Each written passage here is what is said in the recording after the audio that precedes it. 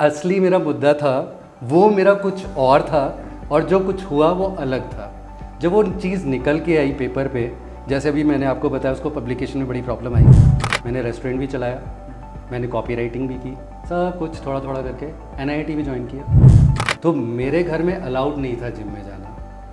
अब पूछेंगे ये कौन मना करता है, लेकिन मेरे घर में दोनों डॉक्टर्स, और डॉक्टर्स प्रोफेशन अगर मेरी नज़र से देखा जाए तो थोड़ा नेगेटिव प्रोफेशन। तो ये तो मैं उस प्रोफेशन की बात कर रहा हूँ क्योंकि मैंने अपने खुद फादर के साथ 10 साल एज एन असिस्टेंट काम किया। तो मुझे English medicine, stitching and all injections, वो सब का मेरे को ज्ञान हो गया। भगवान को मेरी मेहनत पे तरस आ गया, मेरी थोड़ी बॉडी बन गई। तो मेरी मम्मा मेरे को देख के बोलती है, बेटा तुम्हारी बॉडी तो सूज गई है। कैन यू इमेजिन, कौन सोच सकता है ऐसे? तुम पापा को दिखाओ, ये सूजन का इलाज कराओ।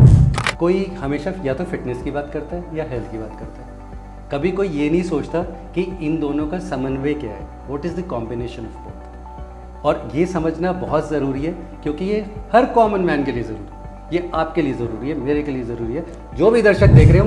और ऐसे अनगिनत लोग हैं जिनका, ये तो हम बॉलीवुड इंडस्ट्री की वजह से जानते हैं ना, क्योंकि ये तो मीडिया में। बट क्या आप इतना जानते हैं, अगर गूगल पे टाइप करेंगे और सर्च करेंगे, कितनी कंपनीज़ के CEOs हैं जिनकी डेथ हो गई?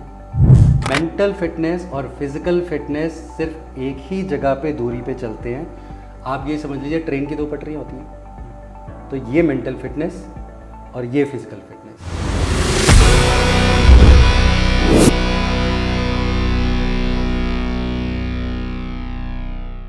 जब बात आती है हमारे हेल्थ की, यानी हमारे स्वास्थ्य की, तो अक्सर हम ऐसा कह देते हैं, हेल्थ इज़ वेल्थ, यानी कि स्वास्थ्य ही धन है। और कहीं ना कहीं हमारा ऐसा कहना जायज़ भी है, क्योंकि यदि हम स्वस्थ नहीं हैं तो हमारी सारी संपत्ति, प्रसिद्धि और शक्ति का कोई मतलब नहीं है। स्वस्थ रहना वास्तव में एक विकल्प नहीं बल्कि एक आवश्यकता है। और शायद यही कारण भी है कि स्वास्थ्य की चिंता लोगों के लिए हमेशा महत्वपूर्ण रही है, और ये आज के समय में और भी ज़्यादा महत्वपूर्ण हो गई है। कोविड जैसे महामारी के बाद तो लोगों को स्वास्थ्य पर और भी अधिक ध्यान देने और सुरक्षित रहने की ज़रूरत है। इसके अलावा मेंटल हेल्थ की भी चिंताएं हैं, जिसके लिए भी समाज में जागरूकता और समर्थन महत्वपूर्ण है। बस इन्हीं चीज़ों को ध्यान में रखते हुए हम हाजिर हुए हैं एक खास कार्यक्रम हेल्थ नट को लेकर, जिसमें हम जीवन के हर एक उस पहलू पर चर्चा करेंगे जिसका संबंध कहीं ना कहीं हमारे स्वास्थ्य से है।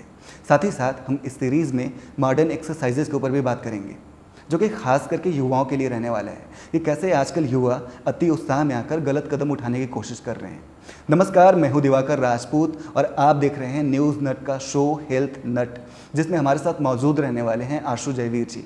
इनके बारे में अगर मैं अपनी ओर से बताऊं तो ये पिछले 25 वर्षों से भी अधिक समय से एक लाइफस्टाइल कंसल्टेंट और एक फिटनेस कोच के तौर पर काम कर रहे हैं।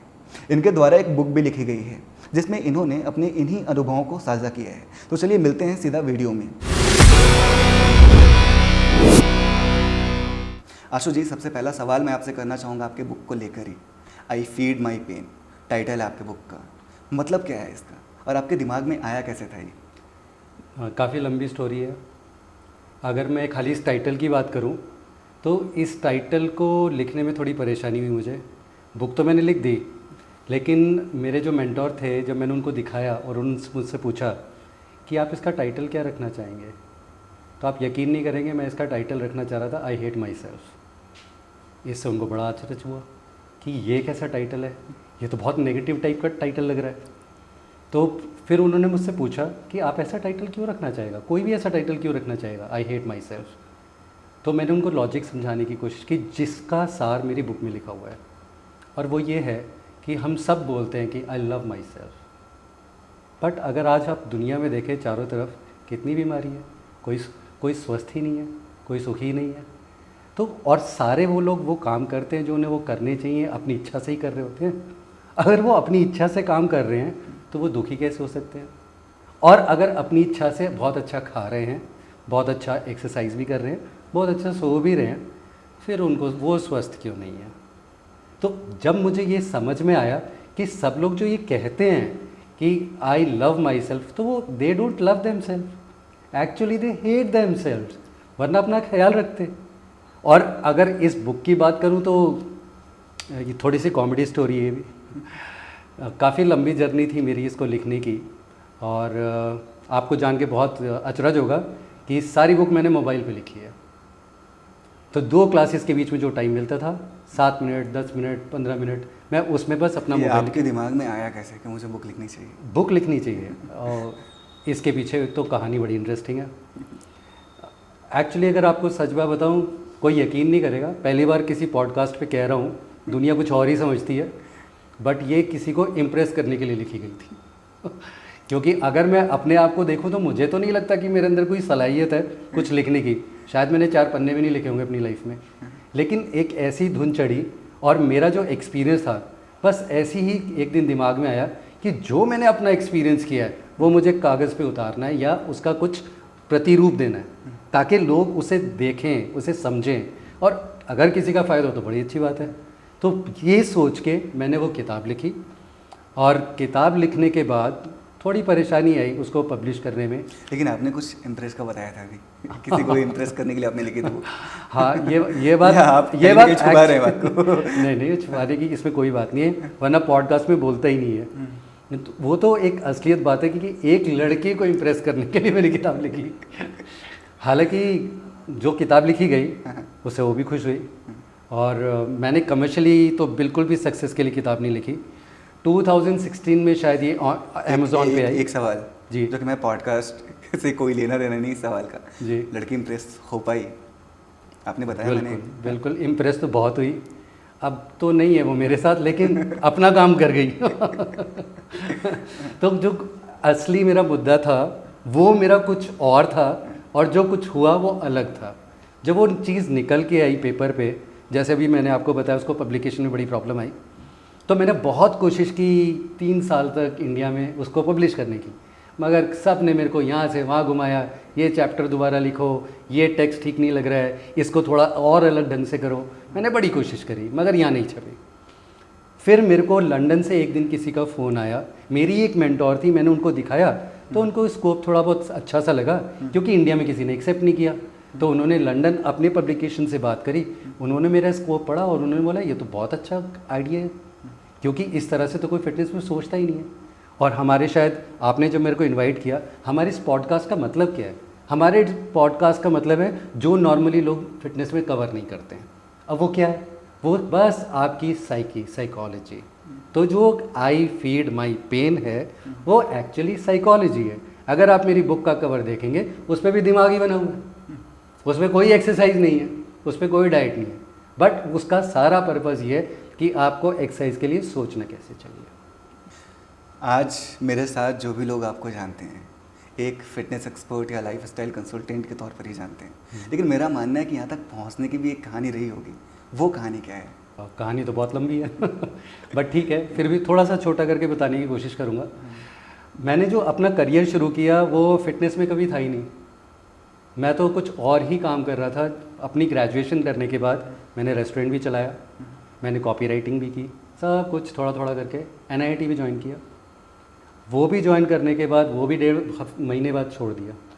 क्यों? क्योंकि मेरे हिसाब से जब तक आप अपनी लाइफ की वो क्लिक ना ढूंढ लें, जैसे आप भी यहाँ पे जर्नलिज्म की तरह बैठे हुए हैं, आपको किसी दिन क्लिक किया होगा ना कि हाँ ये मैं बहुत अच्छा कर सकता हूँ, तो मैं भी वही ढूंढ रहा था कि वो कौन सी आगे जो मुझे एकदम हिट करेगी। तो बहुत सारे प्रोफेशन चेंज करने के बाद एक दिन फाइनली जब मैं ट्रेनिंग करने पहुँचा और वहाँ पे 2-3 महीने अपनी बॉडी पे ध्यान दिया, तब मेरे को लगा कि हाँ ये मैं कर सकता हूँ। मुझे ये जानकारी है कि आपके जो पेरेंट्स हैं वो डॉक्टर्स हैं। जी बिल्कुल, दोनों पेरेंट्स डॉक्टर ही है ना वो? जी, वो भी बड़ा अच्छा याद दिलाया आपने। उन पेरेंट्स की भी एक अलग स्टोरी है, क्योंकि मेरे दोनों पेरेंट्स, मेरे दिमाग में सवाल ही इसलिए आया। अच्छा, बिल्कुल बहुत अच्छा सवाल है। तो उसकी कहानी ये है कि मैं जब ट्रेनिंग कर रहा था तो मेरे घर में अलाउड नहीं था जिम में जाना। अब पूछेंगे ये कौन मना करता है, लेकिन मेरे घर में दोनों डॉक्टर्स, और डॉक्टर्स प्रोफेशन अगर मेरी नज़र से देखा जाए तो थोड़ा नेगेटिव प्रोफेशन है। अब आप पूछेंगे कैसे? बिल्कुल वो नेगेटिव बिल्कुल वो नेगेटिव प्रोफेशन ऐसे कि उसमें ये तो बताया जाता है कि ये नहीं करना है, ये यहाँ नहीं जाना है, ये नहीं खाना है, लेकिन करना क्या चाहिए ये कोई नहीं बताता है।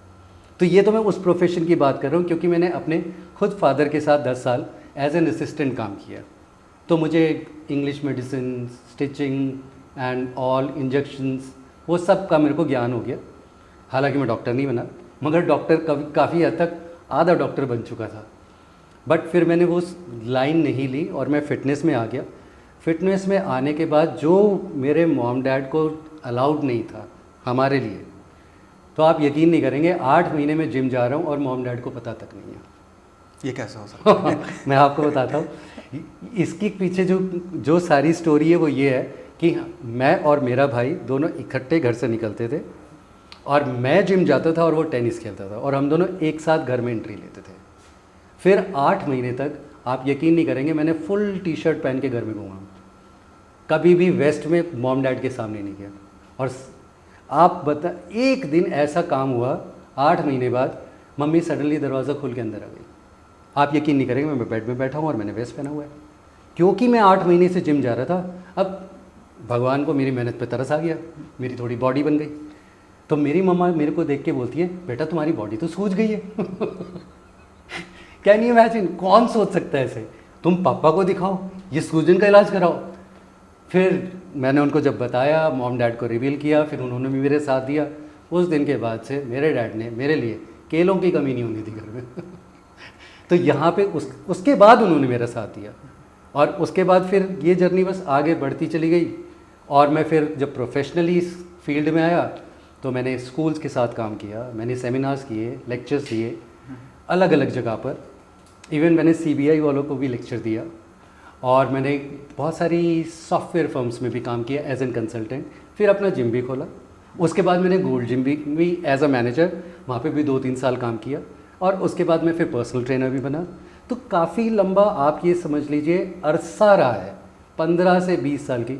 मैं ये तो नहीं कहूँगा कि बहुत ही आसान रास्ता था, काफ़ी मुश्किलों भरा था, लेकिन मज़ा बहुत आया जर्नी में।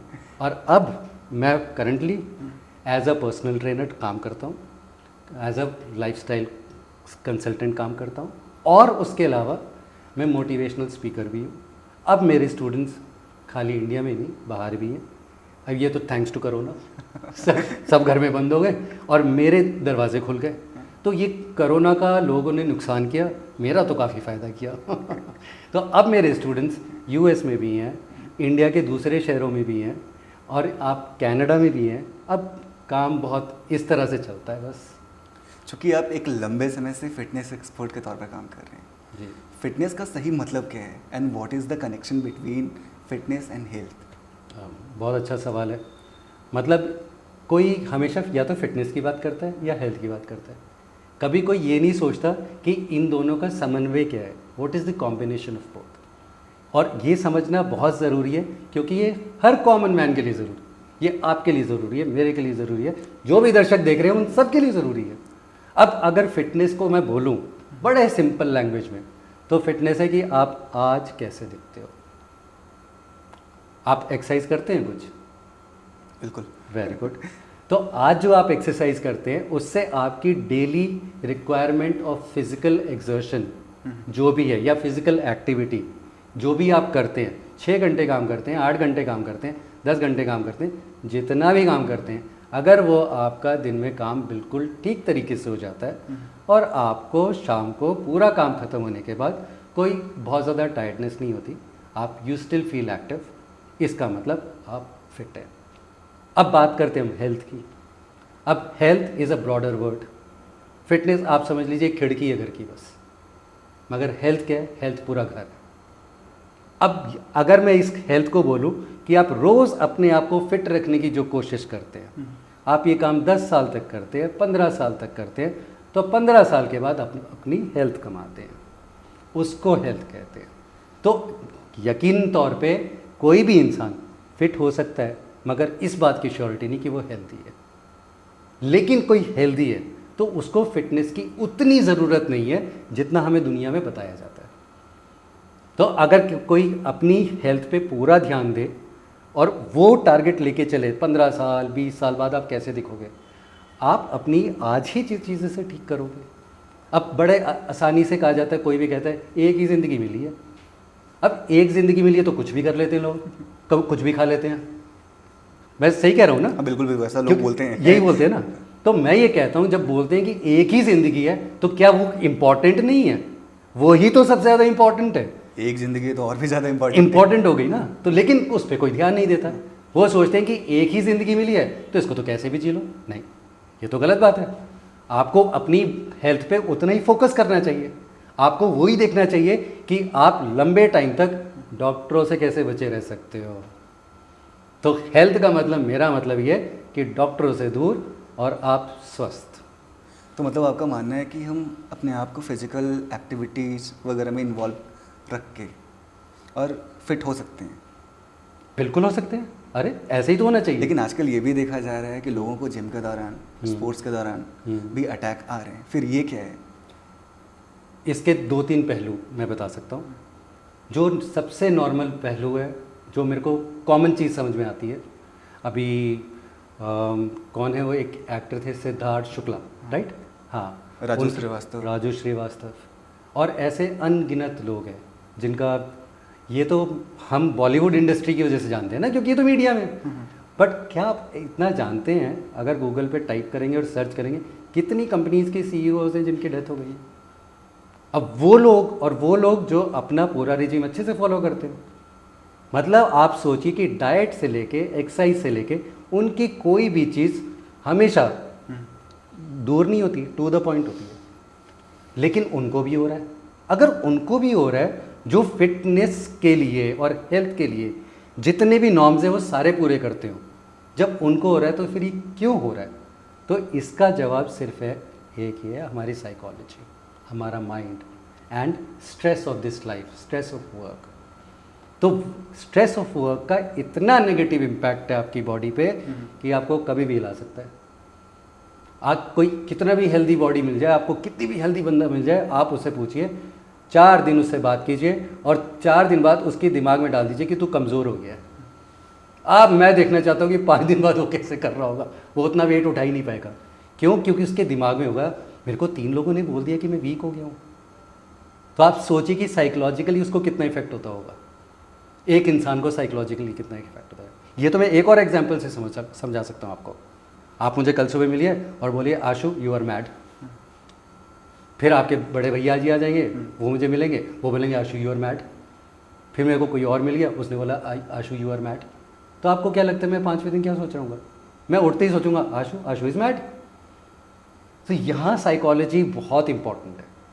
तो उसी तरह से जो ये health and your fitness and psychology, बचपन में लोगों को ऐसी कहानियाँ भी सुनाई जाती थी, मतलब आप जो बता रहे हैं ऐसी कहानियाँ बचपन में सुनाई जाती थी ना। तो यही समझने वाली बात है, इन तीनों का समन्वय होना ज़रूरी है। तो इसीलिए मैं, कोई फिट है, मैं ये कहता हूँ मेंटली वो फिट है या नहीं है, हेल्दी है, मेंटली हेल्दी है या नहीं है। तो अगर उसमें वो मेंटल एस्पेक्ट है ही नहीं तो किसी की फिटनेस उतना साथ उसका देगी नहीं ना। हेल्थ जब भी बात होती है फिटनेस की तो कहीं ना कहीं लोग फिजिकल फिटनेस की बात करते हैं, लेकिन मेरा मानना है कि मेंटल फिटनेस भी उतना ही आवश्यक है।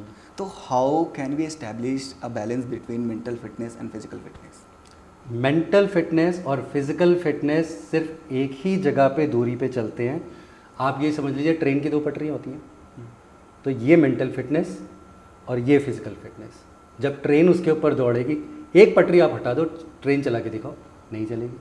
तो आप ये समझिए हमारी बॉडी वो ट्रेन है, और एक मेंटल फिटनेस वाली लाइन है और एक फिजिकल फिटनेस वाली, दोनों का समन्वय चलता है। तो वो लंबे दूर तक जब पैरेलल चलती हैं, आपकी ट्रेन बहुत दूर तक जाती है, आपकी हेल्थ हमेशा ठीक रहेगी। क्यों? क्योंकि आप दिमाग से भी और शरीर से भी एकदम बैलेंस्ड है। तो बैलेंस लाया कैसे जाए? बैलेंस लाया जाए, जो फिजिकली बहुत ज़्यादा एक्टिव है तो उसको ये सोचना चाहिए कि मेंटली मुझे इस चीज़ की ज़रूरत है या नहीं है।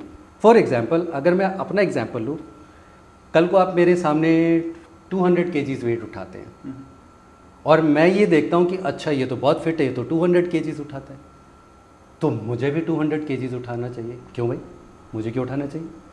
क्यों? हो सकता है मेरे लिए वो पैरामीटर 160 हो, मुझे ये अपने लिए समझना पड़ेगा। उसी तरह when we talk about the mental aspect of it, तो यहाँ मेंटल एस्पेक्ट आता है ये सोचना कि मुझे उस चीज़ की ज़रूरत कितनी है। अगर मुझे उस चीज़ की ज़रूरत है ही नहीं तो मैं कुछ नहीं अच्छा नहीं कर रहा अपने लिए, मैं सिर्फ अपना नुकसान करूँगा। और क्यों नुकसान करूँगा? Because I am running after you. I am not thinking कि मेरी बॉडी के लिए क्या ठीक है। मैं तो आपको देख रहा हूँ, आपने 200 उठाया, अरे मैंने 150 उठाया, आई एम नॉट फिट। तो इसलिए जो मेंटल एस्पेक्ट और फिजिकल एस्पेक्ट है वो ये है, वो हर केस का डिफरेंट है, इंडिविजुअल है ये। आपके लिए अलग है, मेरे लिए अलग है। और मेरे जितने भी स्टूडेंट्स हैं, अब मैं जितना करता हूँ मेरे स्टूडेंट्स उतना थोड़ी ना करते हैं, उन हर इंडिविजुअल का अलग अलग है। मैं कुछ डेटा शेयर करना चाहूँगा आपसे भारत के लोगों को लेकर। High BP 29.8%, heart attack is responsible in 27% cases अगर टोटल डेथ की बात की जाए। हाइपरटेंशन 35.5%। ये आप गूगल की बात कर रहे हैं? हाँ बिल्कुल 40%। Female abdominal obesity 50%। ये क्या है, मतलब इसे ज़रा समझाइए आप। Poor lifestyle. फिटनेस अलग चीज़ है, but poor lifestyle first point जो मुझे समझ में आता है। किसी को भी, मेरे को बताइए, जो बच्चा पैदा होता है उसको पैदा होते ही बीमारी हो जाती है क्या? या हाइपरटेंशन हो जाता है, या बीपी हो जाता है? होता कब है? जब माँ का दूध पीता है तब होता है? नहीं, होता कब है ये? तो बच्चा जब बड़ा हो रहा होता है, और जो हर बच्चे जो अच्छा काम करते हैं वो काम कर रहे हैं तो वो भी हेल्दी है। लेकिन जब ये चीज़ हम आगे जाते हैं और हमारी लाइफस्टाइल चेंज होती है, उस लाइफस्टाइल चेंज होने में क्या होता है कि हम अपनी प्रैक्टिसेस चेंज कर देते हैं बिना ये जाने कि वो प्रैक्टिसेस ठीक है या नहीं है। आप सोचो, किसी को पराठे खाने पसंद है गलत तो नहीं कह रहा, रोज़ सुबह पराठे चलते हैं। या किसी को एक तरीके का सप्लीमेंट पसंद है, या किसी को खाली नॉनवेज पसंद है। तो हम, आपने जितनी बीमारियों के नाम लिए, इन बीमारियों का मतलब क्या है? इन बीमारियों का जो सार छुपा है वो वहाँ छुपा है जो हमारा खुद का इंटरेस्ट और हैबिट है। अगर मैं दूध ज़्यादा पीता हूँ तो मुझे नॉनवेज वाली बीमारी थोड़ी ना होगी, मुझे बीमारी वही होगी जो एक्स्ट्रा दूध पीने से होगी। तो उसमें एक शास्त्रों में जैसे लिखा है ना, अति सर्वत्र वज्रेत। इसका मतलब ये है कि excess of everything is bad, right. तो जब भी हम उस लाइन को क्रॉस करेंगे, अगर अच्छा खाना भी खाएंगे तब भी हमें ये इन बीमारी होने का अनुमान हो सकता है। तो हमें क्या करना चाहिए? हमें सिर्फ ये देखना है कहीं हम अपनी लाइन तो नहीं पार कर रहे। तो लाइन के अंदर रहना। एक लक्ष्मण रेखा वो भी थी, लक्ष्मण रेखा सीता ने पार करी थी, क्या हुआ था? रावण उठा के ले गया था ना। ऐसी आपकी हेल्थ भी उड़ जाएगी जब भी लाइन क्रॉस करोगे। तो ये सारी बीमारियां सिर्फ तभी आती हैं, तभी जन्म लेती हैं जब आप एक लाइफस्टाइल को फॉलो नहीं करते जो हमारा नेचुरल लाइफस्टाइल है। सुबह का ठीक से उठना, रात का जल्दी सो जाना, अच्छी तरह से खान पान करना, रोज़ अपनी थोड़ी बहुत एक्सरसाइज करना। मगर हम उस चीज़ों में हम कुछ गड़बड़ करते हैं। जब भी गड़बड़ करेंगे हमको ये बीमारी होने का पूरा अंदेश है। लेकिन कहीं ना कहीं आज ये चीज़ पॉसिबल भी नहीं है, क्योंकि आजकल लोग तो 24 आवर स्लॉट वाले में काम करते हैं ना, टाइमिंग के अकॉर्डिंग। तो ये चीज़ पॉसिबल है नहीं कि समय पे सोना या समय पे उठना। बहुत वाजिब पॉइंट है, बिल्कुल ठीक। आपने बिल्कुल प्रैक्टिकल पॉइंट किया। अब प्रैक्टिकल पॉइंट को अगर हम इस तरह से देखें कि एक ये है कि जो आपकी मजबूरी है, ऑफिस के आज तो आप चेंज नहीं कर सकते, मगर घर पे जो कर रहे हो वो तो चेंज कर सकते हो। लेकिन मैंने क्या देखा है, जो नाइट शिफ्ट करके जा रहा है वो भी 2 घंटे पहले मोबाइल पे खेल रहा है। वही मेरा सवाल है कि शिफ्टों में काम हो रहे हैं आजकल। एग्जैक्टली। तो यहाँ पे आप क्या एडवाइस करना चाहेंगे? मैं ये एडवाइस करना चाहूँगा किसी को भी, वो अपना कोई 7 दिन काम नहीं करता है, 5 दिन ही काम करते हैं, 6 दिन काम करते हैं। 7वां दिन आपका फिर ड्रिलिंग का होना चाहिए। जैसे आप कोई भी चीज़, पहले घड़ियाँ आती थी, घड़ी में चाबी भरते थे, 24 घंटे चलती थी, राइट, हाथ में पहनने वाली घड़ियाँ। तो बस ये समझिए, आप जो 6 दिन तक करते हैं फिर उसका चाबी भरने का टाइम आ गया। तो आप अपनी बॉडी पे उस तरह से ध्यान दें 7वें दिन, ताकि आप बाकी चीज़ों को बैलेंस कर सकें। क्यों? क्योंकि बाकी की चीज़ आपके कंट्रोल में नहीं है। लेकिन जब वो चीज़ आपके कंट्रोल में हो तो आपको वो चीज़ें उतनी ही अपने हिसाब से ठीक रखनी चाहिए। फॉर एग्जाम्पल, संडे को कौन कहता है कि आप रात को जागो? फिर संडे को जल्दी सो। तो आपको बहुत अच्छा सा एग्जाम्पल देता हूँ यहाँ पे। जितने भी कॉल सेंटर में बच्चे काम करते हैं, बड़ी माजरत, मतलब किसी के साथ मेरा कुछ नेगेटिव नहीं है, लेकिन जितने भी बच्चे काम करते हैं कॉल सेंटर्स में, उनकी सारी नाइट शिफ्ट होती है मोस्टली। आपने कभी उनकी हेल्थ देखी है 3 साल बाद कैसी होती है? एक 18 साल का बच्चा जब 21 साल तक काम करता है कॉल सेंटर में, उसकी हेल्थ हाफ हो चुकी होती है। क्यों हाफ हो चुकी होती है? नेचर से बिल्कुल ऑपोजिट चल रहा है।